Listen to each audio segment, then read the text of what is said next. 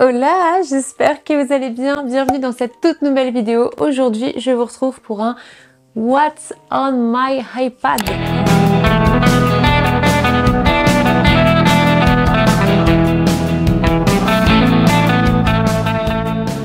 J'ai l'iPad Air 4e génération. Je l'avais acheté lorsque j'étais encore étudiante infirmière pour pouvoir prendre mes cours à la base. Pour scanner les diapos, c'était super pratique. Et je l'ai aussi acheté pour toute la partie création. Je l'ai acheté pour différentes raisons, mais voilà les deux principales raisons. L'outil création et l'outil prise de notes. Même si je ne suis plus étudiante, je m'en sers pour noter plein de choses. Je m'en sers pour organiser mon emploi du temps, etc. Très pratique cet iPad.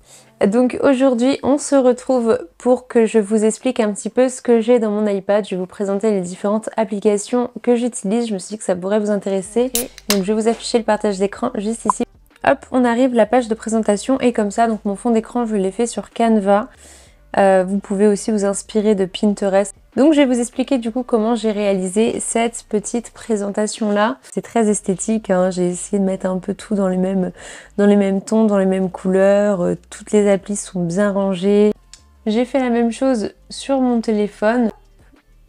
Donc c'est la même application, j'utilise deux applications pour réaliser ce fond d'écran Pinterest. Alors, on commence tout de suite par l'application Widgetsmith. Cette application-là avec un petit carré bleu autour qui me permet en fait de réaliser mes différents widgets. Donc pour modifier mes applications, mettre le design que je souhaite, mettre la couleur que je veux, j'utilise Color Widget, donc ça se présente comme ceci. Après c'est à vous de choisir en fonction du fond d'écran que vous avez, du design que vous voulez donner. Donc voilà, l'application elle est partiellement gratuite, mais voilà, il y a toujours une partie qui est payante. Quand on arrive sur ma première page d'accueil, donc on a l'heure, on a également l'heure du coucher de soleil, on a aussi le calendrier, donc le jour, le mois.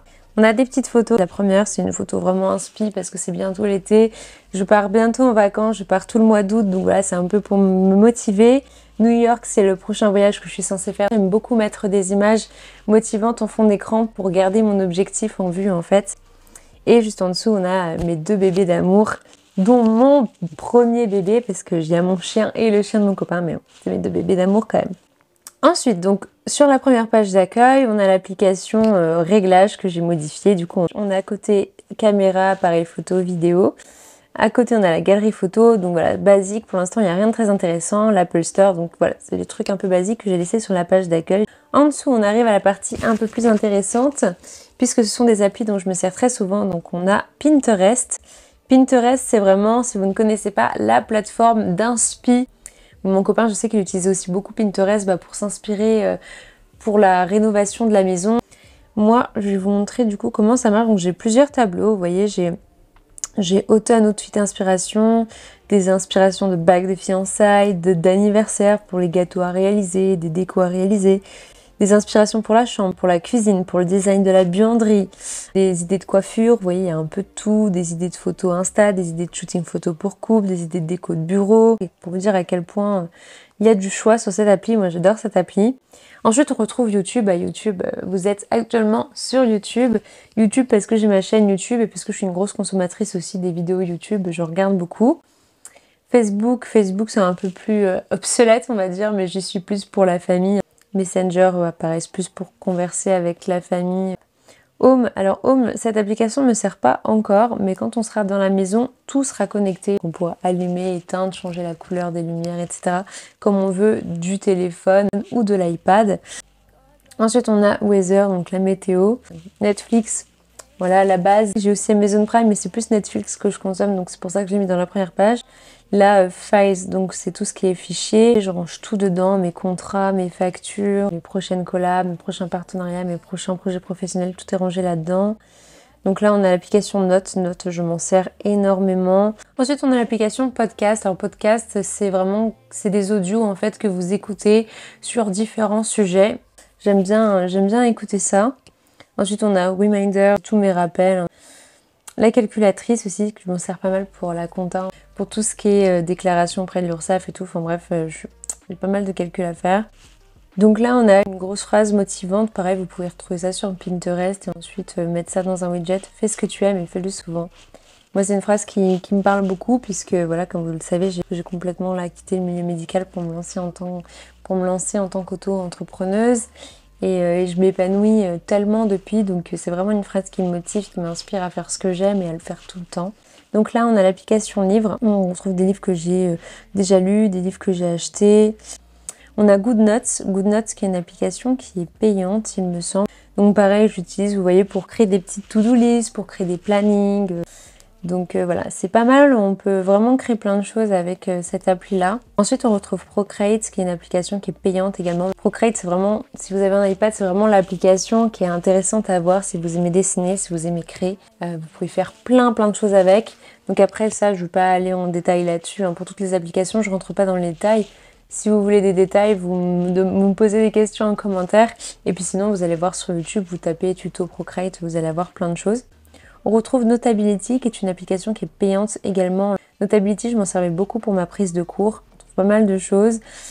Et en fait, je scannais directement le diapo. Et je scannais avec l'appareil photo et le texte se recopiait automatiquement. Et après, je surlignais au fur et à mesure. Ensuite, on a l'application Sketch. Alors elle, je crois qu'elle est payante aussi. Je m'en suis pas encore servie. Une application de dessin qui a l'air très complète. Canva. Je ne jure que par ça, Canva. Ça m'a servi à me faire mes cartes de visite pour mon entreprise. Ça m'a servi à faire mes grilles tarifaires, mon kit média. Donc voilà, ça me sert à faire mes miniatures de vidéos parfois. Ça me sert à faire mes petits designs pour mes highlight stories. Voilà, plein de choses comme ça. C'est vraiment hyper varié. J'ai même repris des modèles de factures aussi sur Canva. Enfin, vraiment, je m'en sers beaucoup. Ensuite, on a Room Planner.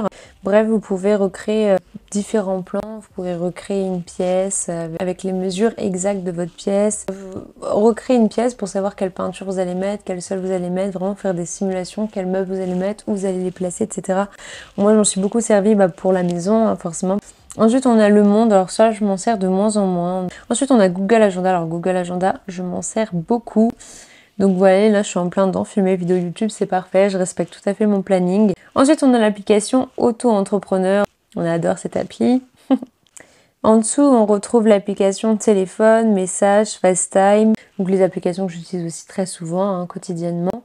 Et ensuite, la dernière page, c'est les applications un peu cachées. Parce qu'il faut savoir que sur l'application Color Widget, vous n'avez pas non plus tous les designs pour toutes les applications. Là, j'ai dû ranger, vous voyez, j'ai une catégorie coloriage et dessin. On retrouve encore des applications qui sont propres à l'iPad, hein. Ensuite, on a tout ce qui est applications. Donc, c'est toutes les applications que j'ai rangées là-dedans puisqu'on les retrouve devant mais avec un autre design. C'est celle que j'ai modifiée avec Color Widget. Ensuite, on a un truc études. Donc, j'en ai supprimé pas mal vu que je suis plus étudiante. On a Zoom pour des rendez-vous de partenariat, des mises en place de collab, etc. Ensuite, on a Duolingo. C'est une application de langue en fait qui permet l'apprentissage de l'anglais, de l'espagnol, de l'italien, du chinois, de toutes les langues que vous voulez. On a la petite partie jeux. On a l'application Santé et Forme. Donc dans les divertissements, on retrouve Prime Video et Netflix. On a dans Voyage, on a l'application Traduire.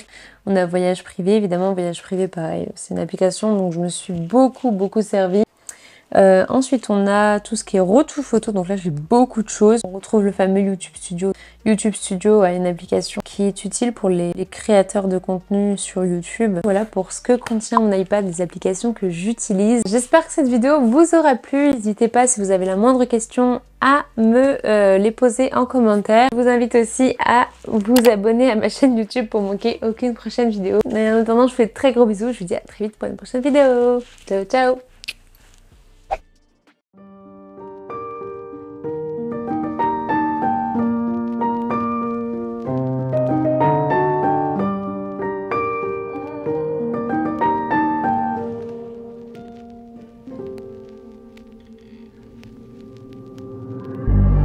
God loves a trier. Pain is the thing I acquire. Mental desire. Can someone make it end? Fanning the fire. Watching the flames burn higher.